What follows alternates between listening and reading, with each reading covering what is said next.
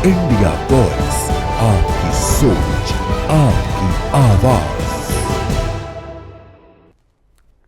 बेहद स्वागत आप सभी का। मैं आपके साथ हूं अब्दुल नबी हसन। झारखंड खबर झारखंड देखना शुरू कर चुके हैं आप।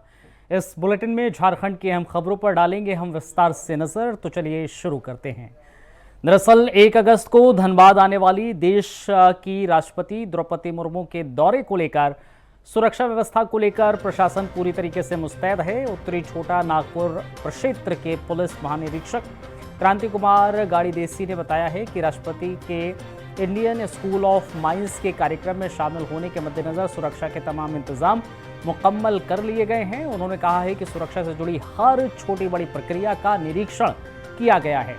साथ ही साथ आपको ये बताते चलें, उन्होंने कहा है कि इसकी अंतिम तैयारियां पूरी कर ली गई हैं और पूरी गंभीरता के साथ अंतिम तैयारियों को रोक दिया जा रहा है ताकि राष्ट्रपति के दौरे के दौरान कोई भी चूक ना हो सके। मैं एसएसपी धनबाद ऑफिस गया था। एसएसपी धनबाद और दोनों पुलिस अधीक्षक रूरल और सिटी पुलिस है और बाकी जितने भी जो पदाधिकारी हैं, डीएसपी साहब, सभी लोगों से डिस्कस किया था और ऑनरेबल प्रेसिडेंट का विजिट को लेके क्या क्या हम लोगों को सुरक्षा कैसे मुहैया करना है, एयरपोर्ट से लेके सभा स्थल और रूट लाइनिंग में कहाँ कहाँ फोर्स डिप्लॉयमेंट करना, इसके बारे में भी विस्तृत चर्चा की गई है और उन लोगों को एडिशनल फोर्स का कितना ज़रूरत है वो भी हम लोग अपना स्तर से प्रोवाइड करेंगे। और ऑनरेबल प्रेसिडेंट का विजिट को लेके जितना भी छोटा छोटा चीज़ों के लिए भी हम लोग इसमें मद्देनज़र रख के सारे सुरक्षा व्यवस्था हम लोग पुख्ता व्यवस्था करेंगे। झारखंड के रांची जिले के सोनाहातू प्रखंड में गुरुवार को वज्रपात की 2 दर्दनाक घटनाओं ने इलाके को गहरे शोक में डाल दिया है।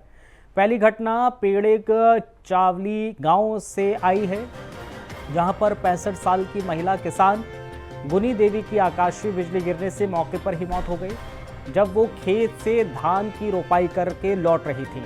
वहीं दूसरी घटना बुरुहातू सुंदरुम गांव में हुई है, जहां किसान सागर सिंह मुंडा के ऊपर बिजली गिरी जिससे उनके 2 मवेशियों की जान चली गई और वो खुद भी बेहोश हो गए।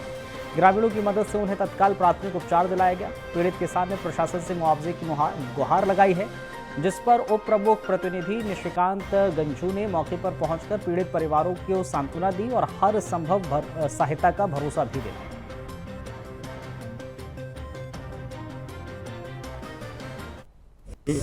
धान रोपने के लिए गए थे, उसी दरमियान वज्रपात से मृत्यु हो गई। हम लोग गरीब परिवार से आते हैं, राहत मिलना चाहिए सरकार से। कब हुई है ये घटना? कल 5:30 बजे।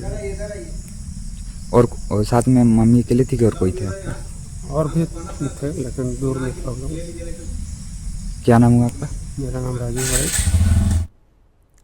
जाको राखे साइयां मार सके ना को, ये कहावत बिल्कुल सटीक बैठी है। रामगढ़ जिले में उस वक्त जब गांधी स्मारक +2 आदर्श उच्च विद्यालय में जिला उपायुक्त फैज अहमद मुमताज औचक निरीक्षण करने पहुंचे। निरीक्षण के दौरान ही पास के क्लासरूम में पढ़ रहे छात्र अभय कुमार को अचानक से किसी जहरीले कीड़े ने काट लिया। बच्चे के मुंह से झाग निकलने लगा और उसकी हालत बिगड़ गई। उसकी हालत बिगड़ता देख खुद रामगढ़ डीसी ने बिना देर किए उसे अपनी सरकारी गाड़ी में बिठाया और रामगढ़ सदर अस्पताल लेकर पहुंच गए। फिलहाल अभय कुमार का इलाज सिविल सर्जन की निगरानी में चल रहा है। उनकी हालत स्थिर बनी हुई है। स्कूल प्रिंसिपल संतोष ने भी इसकी पुष्टि की है कि डीसी की तत्परता की सराहना उन्होंने की है, जिन्होंने समय रहते बच्चे की जान बचा ली।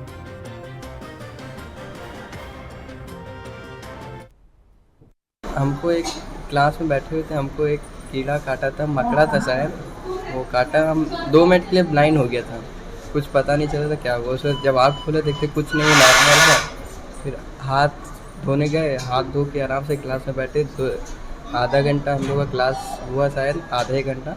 फिर पकपकी हमको लगा, सोचा हम बाहर जाते थोड़ा हवा खाएंगे। बाहर जैसे ही निकले वैसे हम बेहोश हो गए और देखते कि हम, जब मेरा आँख खुलता तब देखते कि हम गाड़ी में बैठे हुए हैं। कौन लेके आए? हमको ये राहुल सर, मेरे क्लास टीचर, और एक फ्रेंड थे और डीसी सर का गाड़ी था। आपको डीसी सर लेके आए? Yes sir. अभी आप ठीक हैं? हाँ सर, अभी ठीक है। क्या आपका नाम है? मेरा नाम अभय कुमार है सर। डीसी सर औचक निरीक्षण में हमारे विद्यालय आए थे और उस क्रम में वो विद्यालय में क्लास वाइज ये मूव कर रहे थे, 3 4 5 6 मूव किए, तब तक अचानक हम लोग को पता चला कि एक बच्चा जो है वो बेहोश हो रहा है।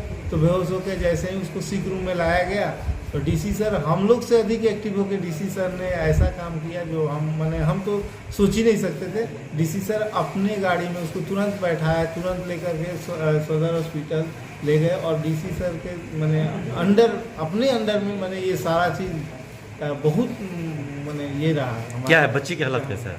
अभी बच्चा बहुत अच्छा है और हम डॉक्टर से भी बात किए थे, हम 2-3 घंटा हम भी थे वहाँ, 2 घंटे। उसके बाद वो डॉक्टर साहब बताया कि 12 घंटे हम ऑब्जर्वेशन में रखेंगे। उनके परिवार के जो भी उनके माता पिता नानी वो लोग थे उनके हैंड ओवर में करके। किस क्लास का छात्र था? 12 आर्ट्स का छात्र। क्या नाम है? अभय कुमार। झारखंड के पालमू प्रक्षेत्र के डीआईजी नौशाद आलम इन दिनों एक खास पहल के लेकर चर्चा में हैं। दरअसल कानून व्यवस्था के बीच समय निकालकर डीआईजी साहब अपने आवासीय परिसर में खुद धान की रोपनी कर रहे हैं और इसके जरिए समाज को एक सशक्त संदेश भी दे रहे हैं। सावन के इस पवित्र महीने में उन्होंने बासमती धान की खेती कर युवाओं से अपील की है कि खेती किसानी से दूर नहीं बल्कि आत्मीयता रखी जाए। उन्होंने उस भूखंड को खेती के लिए चुना जो अब तक अनुपयोगी था, बारिश के पानी से भरा हुआ था। नौशाद आलम का ये प्रयास न सिर्फ पर्यावरण और ग्रामीण जीवन से जुड़ने की मिसाल है बल्कि उन युवाओं के लिए भी प्रेरणा है जो खेती से मुंह मोड़ चुके हैं। उन्होंने कहा है कि हमारे नौजवानों को अब खेती बाड़ी में भी समय देना चाहिए। भारत सरकार और राज्य सरकार मिलके वैसी सीड ले आएगी और जहां जहां ड्रॉट एरिया हमारे पूरे हिंदुस्तान में वहां कल्टीवेशन हो। क्या हम लोग नहीं उस पर रिसर्च कर सकते थे? कर सकते थे, लेकिन हम लोग अपने भी विवाद में तो फंसे हुए, तो क्या करेंगे? इसलिए जितना है समय के सदुपयोग को और सही डायरेक्शन में एनर्जी लेवल नौजवानों को जाना चाहिए। तभी ना वही ना कर्णधार हमारे समाज के होंगे। आज हमारे नौजवान जो है सो विचलित हो गए किन चीजों में, ये ड्रंडराइट खा रहे हैं, तो जो है सो नशीली दवाओं का सरकार के द्वारा, राज्य सरकार के द्वारा आह्वान किया जा रहा है कि भैया ये सब काम मत करो, समझ बेचो। बेचने वाला भी बेच रहा है, मान नहीं रहा, खाने वाला भी खा रहा है। अरे यार समाज के लिए सोचो, कोई तो सोचे। कौन सोचेगा? आपका भी बच्चा उसमें शामिल होगा, किसी का भी हो सकता है तो समाज का, लेकिन हम लोग को सोचना पड़ेगा। इसीलिए ये आपसी भाईचारा और मोहब्बत के साथ ये पैगाम है और हम लोग मिलजुल के कोई भी फेस्टिवल होगा यहाँ पर, कोई भी सब उसका निदान हम लोग मिलजुल के करेंगे ताकि राज्य सरकार का जो सपना है सर्वांगीण विकास होना, केंद्र सरकार का जो सपना है सबके साथ सबका विकास, ये सब होगा हम मिलजुल के। और आपसी समय राज्य सरकार और केंद्र सरकार का हम लोग का अच्छा तारतम्य है। अभी हमारे केंद्रीय माननीय मंत्री गडकरी साहब आए हुए तो उनसे विस्तृत रूप से बातें हुई और राज्य में जो डेवलपमेंट का फर्दर जो काम होना है वो होगा, उन्होंने आश्वासन दिया और होगा ही। अभी स्थानीय सांसद, स्थानीय हमारे माननीय मंत्री राधा किशोर जी लगे हुए हैं कि हर जो भी अभी बाकी है उसका काम कराएगा और उसमें सबको सहयोग हो। इसमें खास तौर से आप लोगों से हम अनुरोध करेंगे आज के दिन कि आप जो है सो पॉजिटिव व्यू को दीजिए। बहुत चीजें जो है सो निगेटिव व्यू के रूप में आती है, वो किसी भी तरह से थोड़ा सही नहीं। किसको आप डिबेट कीजिए, किसको लड़वाइएगा, आपकी बातों से आग लग जाता है। लेकिन कौन लड़ेगा, कौन कटेगा? हमारा समाज का भाई कटेगा। काहे कटेगा, क्यों कटेगा? छोटी सी बातों में, जब राम रहीम में के हैं, मेरा ईमान है। चलिए इसी के साथ अपने वाणी को विराम कर देते हैं। बहुत बहुत शुक्रिया, बहुत बहुत धन्यवाद। जमशेदपुर में आज मैया सम्मान योजना से वंचित हजारों महिलाओं का गुस्सा सड़कों पर फूट पड़ा।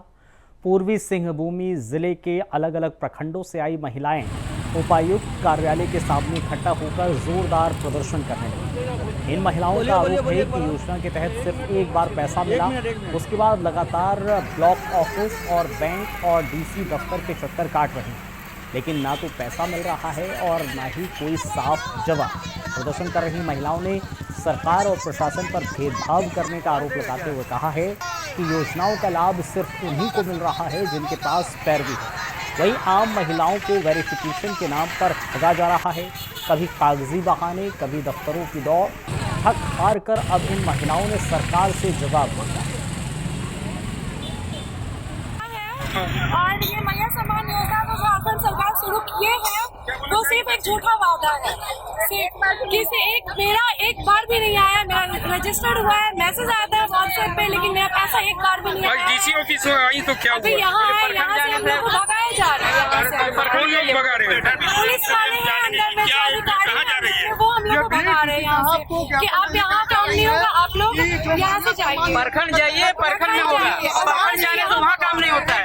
प्रखंड से यहाँ डीसी ऑफिस भगा रहे हैं, डीसी ऑफिस से प्रखंड भगा रहे हैं। हम लोग क्या करें? झारखंड सरकार को क्यों नहीं दिखता है? क्यों 1 महीना देते हैं, 2 महीना बंद कर ये जानना क्यों नहीं आ रहा, बाकी सब का आ रहा, हम लोग का क्यों नहीं आ रहा है बताइए। ये मैया सामान का जो अलाउ किया है ये पूरा क्यों नहीं हो पा रहा? तो नंबर, अकाउंट नंबर, नाम लिया है, अभी देखिए अब इसके बाद क्या होता है। नाम नंबर तो सब लिख के दिए है। मैया योजना शुरू हुआ है तब से हम लोग सिर्फ 2 बार मिला है, पैसा उसके बाद पैसा नहीं मिला है। और दिन से हम लोग ऐसे कर रहे हैं, जनवरी से मिला है। आधार कार्ड में फोटो कॉपी लिया और साहिबगंज के बरहेट प्रखंड क्षेत्र में राज्य भ्रष्टाचार निरोधक ब्यूरो यानी कि एसीबी की टीम ने बड़ी कार्रवाई करते हुए आवास योजना के नाम पर घूस लेते हुए पंचायत सचिव संतोष कुमार को रंगे हाथ गिरफ्तार किया है। शिकायत मिलने के बाद एसीबी टीम ने जाल बिछाकर बुधवार को घूस की रकम तकरीबन 3,500 रुपए लेते हुए सचिव को धर दबोचा। बरहेट में ये मामला चर्चा का विषय बना हुआ है, जहां पर ग्रामीणों का कहना है कि योजनाओं के नाम पर अक्सर वो पैसे मांगे जाते हैं, लेकिन डर और मजबूरी के कारण शिकायत नहीं हो पाती। इस कार्रवाई से भ्रष्टाचार के खिलाफ जनता की उम्मीद जगी है। बरहेट प्रखंड विकास पदाधिकारी अंशु कुमार पांडे ने भी ये कार्रवाई की पुष्टि की है।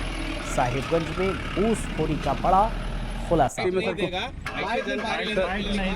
क्या मामला था सर, कुछ तो बताइएगा। रिश्वत लेते हुए, रिश्वत कितना का रिश्वत?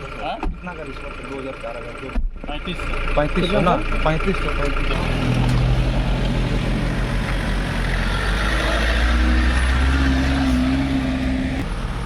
सचिव संतोष से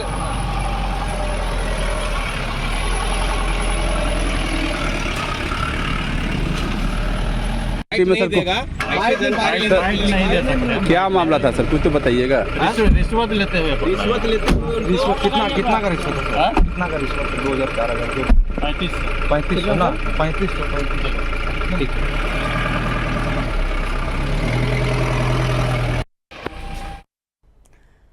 जमशेदपुर में राष्ट्रीय धातु कर्म प्रयोगशाला यानी कि NML इन दिनों अपनी उपलब्धियों की हीरक जयंती मना रहा है।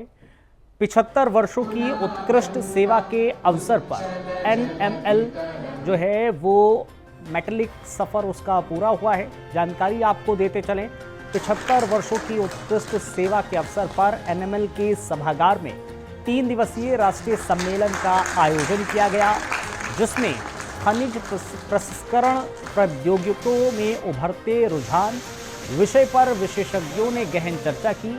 कार्यक्रम में मुख्य अतिथि हिंदुस्तान कॉपर लिमिटेड के चेयरमैन और मैनेजिंग डायरेक्टर संजीव कुमार सिंह रहे, जबकि विशिष्ट अतिथि के रूप में NML के निदेशक डॉक्टर संदीप घोष चौधरी और कई गणमान्य वैज्ञानिक मौजूद रहे। इस मौके पर स्मारिका पत्रिका का विमोचन और पोस्टर प्रदर्शनी का भी उद्घाटन किया गया। अपने संबोधन में संजीव कुमार सिंह ने कहा है कि बंद खदानों को फिर से चालू करके देश में खनिज उत्पादन को बढ़ावा दिया जाएगा, जिससे आत्मनिर्भर भारत की दिशा में बड़ी प्रगति होगी। उन्होंने भरोसा जताया है कि 2047 तक प्रधानमंत्री के विकसित भारत के लक्ष्य को हासिल कर लिया जाएगा। वहीं डॉक्टर चौधरी ने बताया है कि भारत में खनिज संसाधनों की कुछ सीमाएं हैं, लेकिन उत्पादन में बढ़ोतरी से न सिर्फ आयात पर निर्भरता घटेगी, बल्कि देश की अर्थव्यवस्था और रोजगार के अवसर भी तेजी से बढ़ेंगे।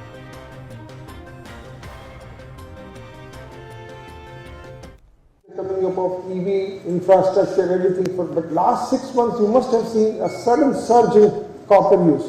Why do you know? It is because of AI. AI is the latest consumption of copper because of the data centers which are being created worldwide. So just see, we are not able to replace it. since centuries. In fact, on the lighter side, I will say, most of the ladies are here the ladies in Latin America don't wear the jewelry of gold and silver. Countries will see that. In fact, Hindustan copper, in fact, our results also, as I mentioned, it is very less. The grade is also not very good. Average points, sometimes we are compelled to mine 0.4 also, whereas that is our cutoff. So, here the beneficiation, the 1st of April, we had joined hands with Codelco, the biggest copper company of the world. Seraikela Kharsawan जिले के खरसावा सामुदायिक स्वास्थ्य केंद्र का civil surgeon doctor Saryu Prasad Singh ने हाल ही में औचक निरीक्षण किया है, जिसमें डॉक्टर ड्यूटी से अनुपस्थित रहे। खास बात ये रही कि इसी लापरवाही के कारण एक मरीज की मौत भी हो चुकी है, जिसके चलते डॉक्टर कन्हैया लाल से स्पष्टीकरण मांगा जाएगा। सिविल सर्जन ने बताया है कि सीएचसी की इंफ्रास्ट्रक्चर में सुधार की आवश्यकता है और नया अस्पताल भवन बनाना जरूरी है ताकि स्वास्थ्य सेवाएं और बेहतर हो सके। फिलहाल ये केंद्र पूरी तरह से व्यवस्थित नहीं माना जा सकता। खरसावा सीएचसी का औचक निरीक्षण दरअसल किया गया है। डॉक्टर कन्हैया लाल की लापरवाही से मरीज की मौत भी है। डॉक्टर से स्पष्टीकरण भी मांगा गया है।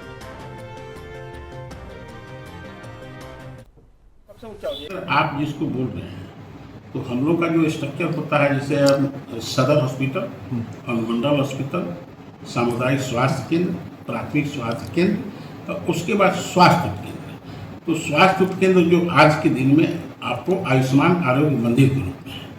तो आप जिस स्वास्थ्य केंद्र की बात कर रहे हैं वहाँ पर किसी भी चिकित्सक की बहाली नहीं होती है। चिकित्सक की बहाली प्राथमिक स्वास्थ्य केंद्र, सामुदायिक स्वास्थ्य केंद्र, अनुमंडल अस्पताल और सदर में होता है।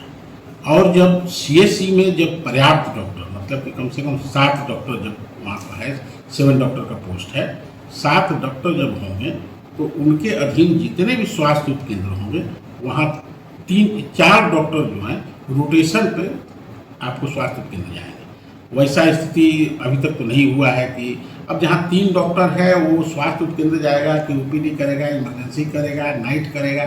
तो 24/7 पे ही अभी हम लोग का ये प्रयास रहता है कि कम से कम 24 घंटे के भीतर कोई भी आए कहीं पर भी, जैसे पीएससी हो, आपको सीएससी हो, तो उसका इलाज हो जाए। स्वास्थ्य केंद्र में जब चिकित्सक बढ़ेंगे तो वहाँ पर भी डॉक्टर जाएंगे। जमशेदपुर के सिद्धगौड़ा थाना क्षेत्र के बारडीह में जिला प्रशासन ने सरकारी जमीन पर लंबे समय से चल रहे अवैध कब्जों को हटाने के लिए बुलडोजर चलाकर अतिक्रमण मुक्त करवाया है। मणिपाल मेडिकल कॉलेज के सामने दशकों से बसे छोटे छोटे दुकानदारों की दुकानों को तोड़ा गया है, जो मुख्य रूप से गरीब तबके के लोग थे। कांग्रेस के जिला अध्यक्ष आनंद बिहारी दुबे ने इसे गरीबों के रोजगार पर हमला बताया है और पुनर्वास की मांग उठाई है। वहीं दुकानदारों का कहना है कि विकास जरूरी है, लेकिन उनकी आजीविका बर्बाद नहीं होना चाहिए। इस कार्रवाई के बाद इलाके में नाराजगी है और पुनर्वास पर सवाल उठ रहे हैं।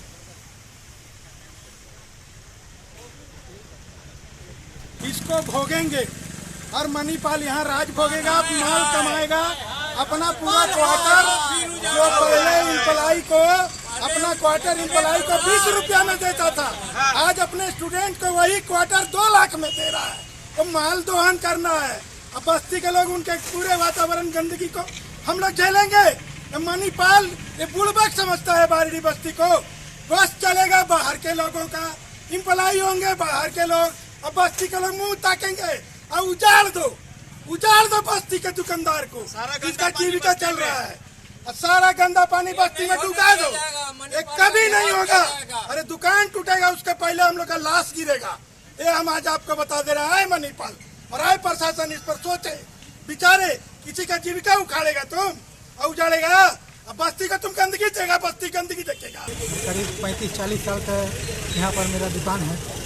इसी से हम लोगों का परिवार का जीविका उपार्जन होता है। इसके सिवा हम लोगों का दूसरा स्रोत नहीं है कि घर चलाया जाए। ये दुकान जो तोड़ रहा है, तोड़ दिया गया है, इससे हम लोगों का भूखमरी का किया गया। इससे हम लोग क्या करेंगे, हम लोग समझ में नहीं आ रहा। हम लोगों ने सीओ साहब को भी आवेदन दिया कि हम लोगों का ऊपर थोड़ा न्याय किया जाए। एसडीओ साहब को भी आवेदन दिए हैं, डीसी साहब को भी आवेदन दिए हैं, यहाँ तक कि मणिपाल को भी जाके आवेदन दिए हैं कि हम लोगों का ऊपर थोड़ा इंसाफ किया जाए, क्योंकि विकास भी हो और किसी का रोजगार भी ना छीना जाए। खाली विकास करने के चलते किसी का रोजगार छीन ले, ये तो गलत बात है। सरायकेला के कांड्रा थाना क्षेत्र में मेन रोड पर स्थित एक कपड़ों की दुकान में भीषण आग लगने से लाखों रुपए के नुकसान की आशंका जाहिर की जा रही है। दरअसल आग लगते ही स्थानीय लोग और पुलिस के साथ साथ आधुनिक पावर कंपनी के अग्निशमन दल ने भी मौके पर पहुंचकर कड़ी मशक्कत के बाद आग पर काबू पाया। बिल्डिंग की ऊपरी मंजिल में फंसे परिवार को छत के रास्ते सुरक्षित बाहर निकाला गया, जिससे बड़ा हादसा टल गया। फिलहाल आग लगने के कारणों की जांच हो रही और प्रभावित परिवार की मदद के लिए प्रशासन से राहत कार्य की उम्मीद जताई जा रही है।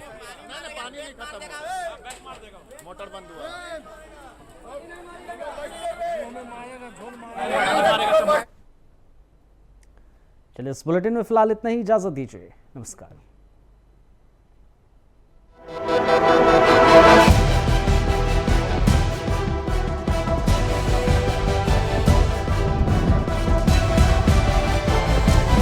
इंडिया वॉइस, आपकी सोच, आपकी आवाज।